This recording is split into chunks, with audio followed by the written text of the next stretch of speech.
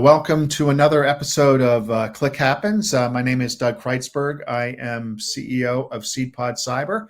I have with me Kyle Saudi. Kyle is our Chief Revenue Officer and EVP of Underwriting. Kyle, good to see you. Good to see you. How are you doing? I'm doing great, Well, last week was an exciting week for us because we're cyber insurance nerds. And there was a conference called NetDiligence, which happened to be in Philadelphia. So it was also an easy commute for us to go to. And we want to talk about that. But Kyle, for those who don't know what NetDiligence is, could you kind of explain that? Yeah, NetDiligence, really good conference. We meet once a year for the core one. There's a couple other meetings, but my gosh, I think it's been around perhaps 20 years. It's doing well. Yeah, it's doing well because it keeps getting to bigger venues, which eventually we said in Philly, I think they're going to have to go to the convention center. Yeah. It really started as really just as the market evolved with cyber insurance, carriers coming together, more synergy, getting in front of each other. It's expanded incredibly. So now you have not only the insurance arm, you have law firms, you have different partner vendors and things like that. And you really have a nice mix of seniority and then, to college students that are learning to get the industry. So it's really become a really important event and just a nice event to kind of connect with other folks in the industry. Right. And it gives you a sense of, both cyber risk, but also the cybersecurity from a different perspective, from the perspective of, what of claims activity and what is driving claims or not driving claims. What's been successful? What have carriers tried to do that's worked? And then also from the incident response standpoint, what are some new things that are being worked on to help improve the resilience of organizations who are hit. And then certainly there's a lot of legal issues that do come up, regulatory in nature or regarding, as a result of litigation there. So you do get a good overall sense of where the market is today, perhaps where it's going in the future as well. And then obviously, getting to network with a number of individuals that are really heavily involved in this space is always good here. Kyle, what were your kind of takeaways from this meeting? And you've been to a number of meetings, obviously, over the years. What was kind of your sense of the theme, if you had to give a theme for this conference? Yeah, there's always so many good themes, and we always people hit on a little bit of everything. There was one theme that stood out to me, though, and it's kind of the prevailing challenge that we've seen for a bit, which is really going around kind of the softness of the market. And, if you're kind of looking at this podcast and you're like, what are you talking about? What's a soft and hard market? Hard market is basically very restricted capacity. Not many people are providing insurance. Premiums go up. Soft market, there tends to be a lot of capacity, a lot of providers, a lot of options. So that means prices go down. That can be a good thing. It can also be a bad thing. And I'll talk about that in a minute. But part of the challenge is we've probably been in maybe, I would say probably about a 3-year now softening market. And again, kind of the good part of that is obviously if prices are going down, that's not a bad thing for companies that are purchasing.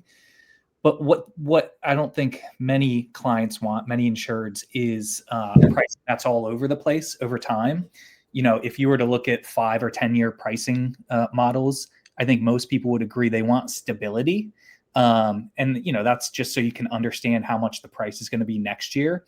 I don't think many companies really want like pricing that's here, then here, then here, then here, all over the place. And that's when we talk about the softening of the market, there's a concern there that if there's too much new competition right now, because there's plenty of claims being paid, there's plenty of claims activity going on, that prices are still dropping. If they become unsustainable, we're all fearful of going back to a situation of kind of like 2019, 2020, when we saw prices skyrocket. was Right. because there was too much competition and the market wasn't getting enough premium for the claims at that time. So I think everybody wants to avoid that. But separate from that, the softness of the market, I think part of the challenge there is a lot of the carriers or the markets coming in are really just taking bites of the same pie, and by that I mean they're really just kind of circling clients that have been purchasing for for a while or maybe for a year or more, and premiums, they're kind of lowering premiums. And again, we just talked about we want financial stability, and that also goes into the credits and the reputation of the industry. So it's something that, Doug, you and I have talked about, and Right. equally back, I want to get your opinion on that. But it's something we got to be aware of because, which I'd love to hear you talk about this. But going into what that pie looks like, there's a huge amount of non-purchasers out there. And again, what we're doing at SeedPod, what you and I have talked about, it's like how do we do things different and think about those folks and really expand the marketplace to them. I think that's where we need to be focused, and as an industry, and obviously as a company as well. But I'll push that back to you. Right. Right. Yeah. No, it is interesting. I think a soft and hard market is not unique to cyber insurance. It is actually a function of insurance overall. When you have a period where claims are going up and then prices are going up, new capital is looking at that and trying to see if there's an opportunity to come in and take advantage of it. If I'm new money coming into a rising price environment, I don't have the sins of the past, old claims to worry about. So I'm actually coming in my mind at a better point. So if those claims do occur, I'm still going to generate a good return off of that. And that's what you typically see happens as prices go up, more capacity comes in. But then, everyone wants to try to figure out how to grow. So they start reducing prices to gain market share. And then you end up back in the same spot you were a few years ago, where the claims are, the pricing isn't enough to support the claims, as you mentioned, and we're back into it here. And that's obviously what's going on right now in the cyber marketplace. You are seeing pricing go down. I would argue even in certain situations, you're seeing underwriting controls going down as well. In other words, maybe a couple of years ago, we wanted to see MFA, EDR, other backup, other solutions in place. Now, maybe we're willing to give on a couple of these here, that which could be problematic as well down the road. But I think the point that you raised about fighting after the same part of the pie is an important one. And I remember when I was working for USI, large national broker, one of the things that we wanted to do was to begin increasing the threshold, the minimum threshold that salespeople could sell to. In other words, we wanted them to initially it was get up to an account that would generate $5,000 in minimum revenue. And then it went up to 10,000, and I don't know what it is today. And this wasn't unique to USI. There's, a lot of the national and large regional brokers were doing it. And I'm not going to judge if, there's some good validity to do something like that. But when you do that, you're leaving another part of the market untouched by quote unquote brokers who have access to sophisticated resources and tools and market leverage here. And I think that's what we're seeing in cyber today, where we have a large focus on a part of the market that everybody wants to go after. Everybody's incented to go after, which would be kind of that larger middle market and on up here. And so you're developing tools, you're developing, coverage forms, you're doing coverage analysis to expose issues related to those types of businesses. But when you talk about where most of business is, which is in the small to lower medium size, under sub, certainly sub a billion and sub 500 million in revenues, it's a different landscape. The decision making is different, the sophistication is different, and you don't have, from the broker standpoint, those brokers who maybe, and again, I'm overgeneralizing, but don't necessarily have the resources of the bigger distribution players out there, and they don't have the sophistication around a product like cyber.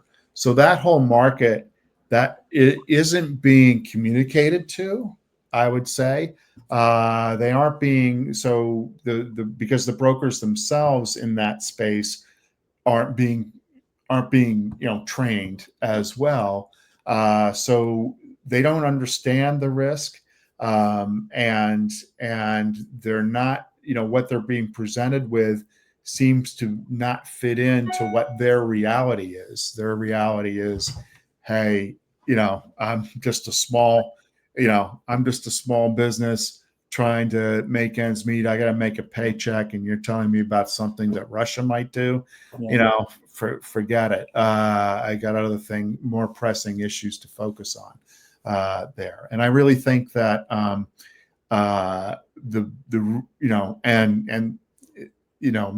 a lot of there is some conversations around this.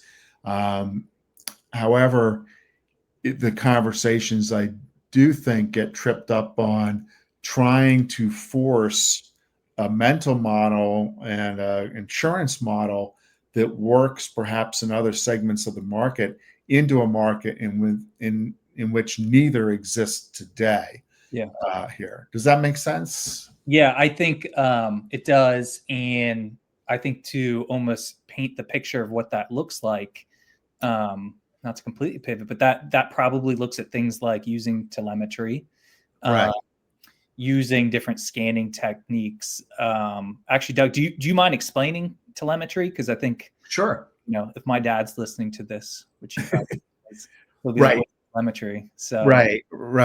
Yeah. Telemetry basically is the data that your system is reporting. So every time your system does something or something happens within your system, data is created, a log is created, activity is not only performed, but it's also a part of it turns into data, and that data can inform how the level of risk, among other things, the level of risk that is in your environment, whether a bad guy is in there, as an example, how secure you really are set up. Do you have the right, multi-factor authentication? Do you have backup systems? Do you have security settings set to a way that can secure your environment and keep the bad guys out more often than not?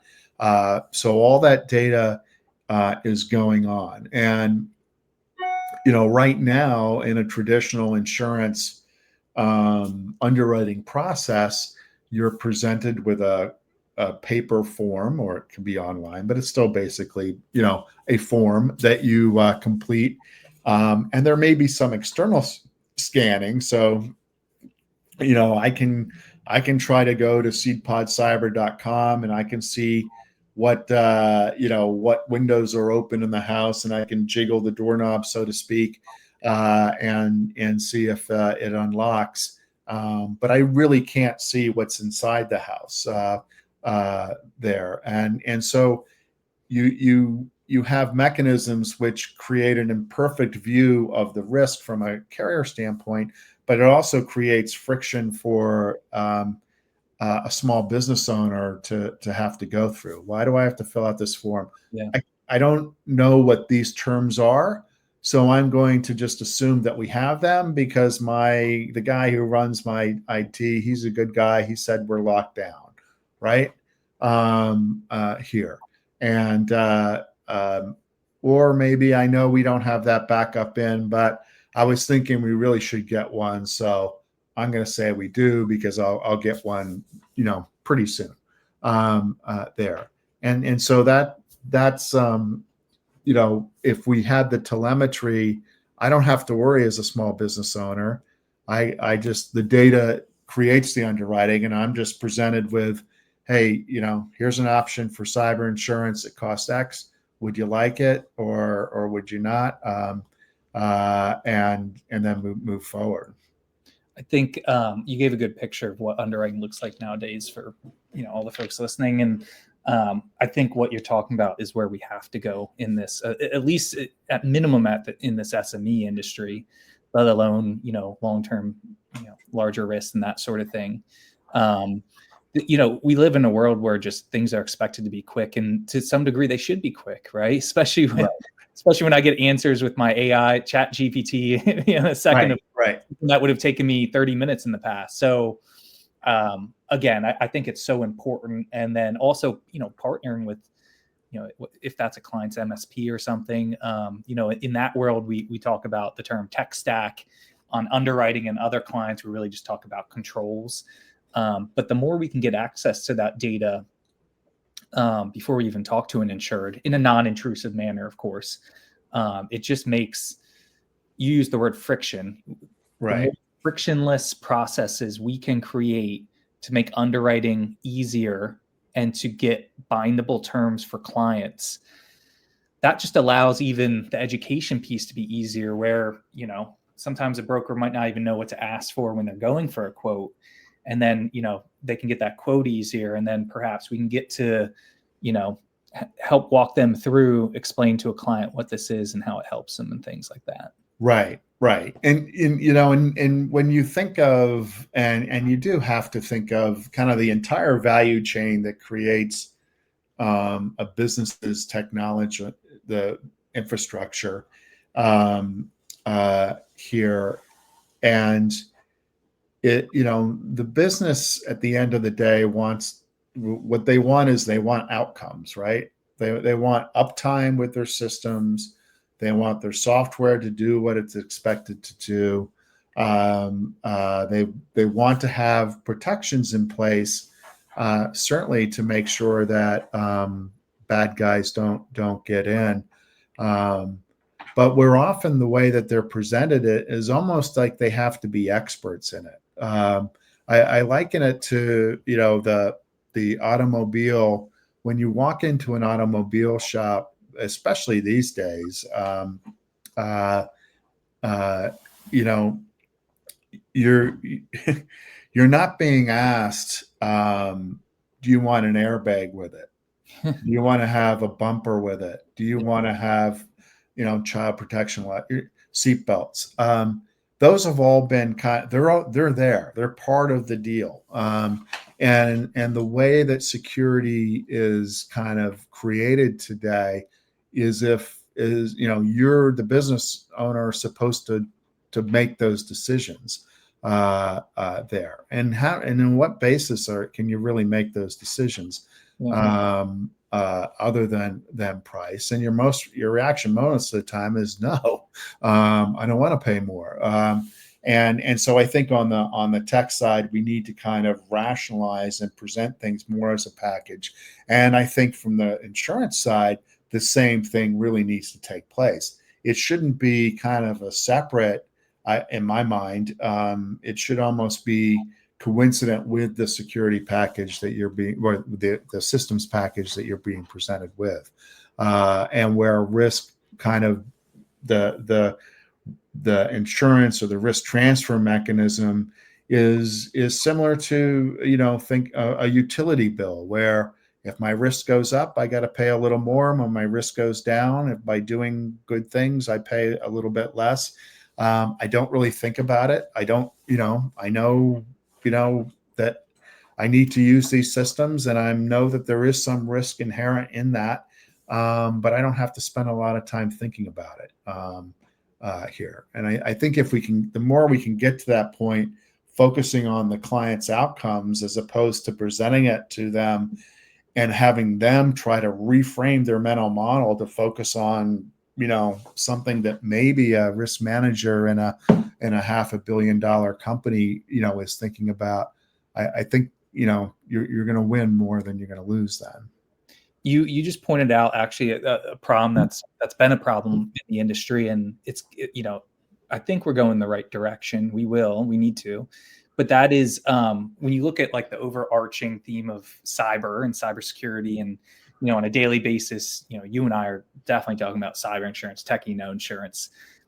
We're definitely talking about the tech side as well, and I don't think enough. There's not a marriage yet enough of those two industries, which really, like you were just saying, they need to work hand in hand. Right. In a prior life, I worked for an organization that was doing that overarching as well. And I saw the challenges frontline where the cyber tech side would be talking to a CISO or one of those, an IT individual. The language and the thinking was quite different than the insurance side, where you're talking to a risk manager at the organization and you really need to have not only a solution overarching everything, possibly, or at least the solution talking to both and the right people in the room. That's a lot. That's a big challenge.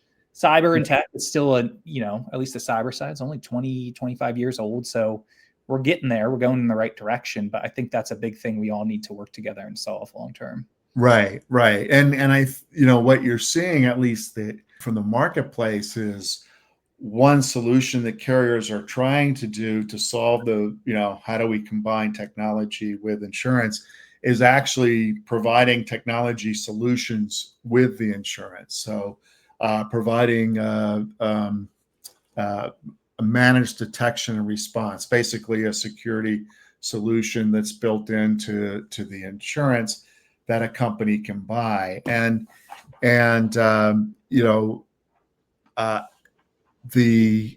I can see that. I mean, there's always a drive, to provide preventative solutions along with the insurance, and I think there's some prudent approaches to take there. At the same time, I think that you're creating some challenges as part of that, because you then are starting to wade in with your solution into a whole ecosystem of interlocking parts that work together. And all of a sudden you're saying, you've got to force fit this into that entire ecosystem. And that may not work all the time, right?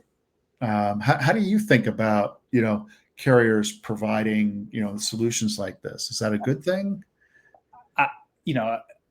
It's a challenge, because I'm not going to sit here and think that any of us are.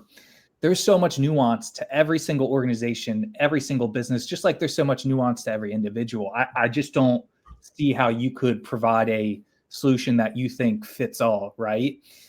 There's so many relationships that an organization will have long term. And I'm really going down a rabbit hole here. But again, I think it's tough on our side. When I say our side, I think the industry, the insurance industry side, to go to any one of these clients and say, we're mandating that you have not a certain control in place. That's different. I think that's good, MXDR, EDR, something like that. Right. But to mandate that you need a certain brand, I think that's really tough to do. I mean, companies change all the time. Technologies change all the time. But again, you go back to, we're lucky, we get to talk to MSPs all the time, and you find out why they like certain things and why they don't like certain things. And again, this is information that they live and breathe it every single day. So I don't want to say that it's completely the wrong direction, but I think there's going to be a lot of challenges there, if certain places in the marketplace are mandating certain brand names, whereas I think a more open view of it, and again, saying more like, we want you to have an EDR solution, because we know right. you will not be low hanging fruit. That will give you a much better percentage of protecting yourself. To me, that's the right path. And if there's recommendations, if somebody wants a recommendation, absolutely, sure. Here's a couple that we've worked with that we think are great. But I think going down the path of we want you to do this, and it's ours, and you tie it with the cyber, I think there's some big challenges there. Right, right. And I can tell you from, because we do work with managed service providers. There are, the channel through which we market our a lot of our service solutions, insurance solutions, and they do view it as a potential threat, right? If someone else is coming in and saying, "Hey, use my security solution," um, that's a solution that most likely I'm providing. So that means that two things. One is I don't generate income from that. Yeah. But the other thing is it's going to cost me more because I now have to insert that new tool into the rest of the tech stack. And I have to make sure that it all works together. And I have to really understand how secure that is there. So it's creating, we talk about friction. It's creating friction into a marketplace that's existing that could have some unintended consequences down the road here. That's for sure. The other is I think that things are changing so quickly. And how could you settle on XYZ product or XYZ brand, which is great today, and assume that it's still going to be great going forward? The whole landscape, AI obviously is changing everything. There'll be winners and losers through this. And as the bad guys are figuring out how to use AI, that's going to be the winners and losers are going to be changing more and more. So it's really tough to kind of keep up here. And it's almost like, again, we're putting that focus on the business to try to make a decision along those lines. And it's probably not where they want to be or, quite frankly, qualified to be. And neither should they be expected to be, I think. And you also go back into, I was just referencing that challenge of who's sitting in the room talking about these things. And if you have an insurance individual, so let's say like a carrier has a cybersecurity solution, and they're requiring that it's their brand. So you have an insurance person, the underwriting, you have the cybersecurity person, and then on the client side, what do you have? The risk manager and the CFO, and maybe the tech. Like, that's good luck in that conversation. Right. Rightly Exactly. so.